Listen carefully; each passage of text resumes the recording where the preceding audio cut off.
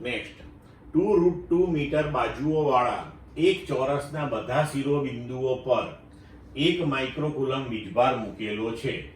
આ ચોરસના વિકર્ણોના છેદન બિંદુ પાસે વીજ સ્થિતિમાનનું મૂલ્ય ખાલી જગ્યા થશે.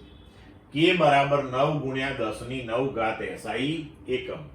A 18 ગુણ્યા 10 ની 3 ઘાત વોલ્ટ. B 1800 volt. C 18√2 ગુણ્યા 10 ની 3 વોલ્ટ. D આમાંથી એક પણ નહીં. હવે જુઓ કે આપણે આ ચોરસના 4 શિરોબિંદુઓ ઉપર 1 માઇક્રોકુલમ વિદ્યુતભાર મૂકેલો છે. ચોરસની બાજુ આપેલી છે 2√2 મીટર. હવે આપણે વિકર્ણોના છેદન બિંદુ એટલે કે અહીંયા કેન્દ્ર પાસે સ્થિતિમાન શોધવાનું છે.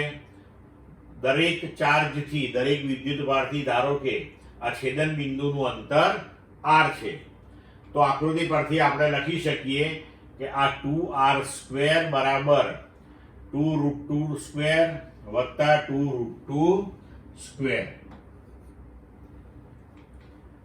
તો 4r² બરાબર 8 વત્તા 8 બરાબર 16.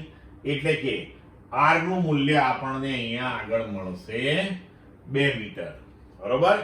હવે દરેક વિદ્યુતભારથી આ બિંદુ કે જ્યાં આપણે વિદ્યુત સ્થિતિમાન શોધવાનું છે તે 2 મીટર અંતરે છે. તો વિદ્યુત સ્થિતિમાન બરાબર kq/r. પણ આવા 4 વિદ્યુતભાર છે તો એને 4 વડે આપણે ગુણી નાખ્યું એટલે પરિણામી વિદ્યુત સ્થિતિમાન થયું 4kq/r.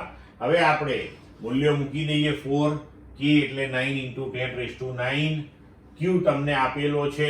બરોબર. 1 માઇક્રોકુલમ એટલે 10⁻⁻6 કુલમ. r આપણે શોધ્યો 2 મીટર.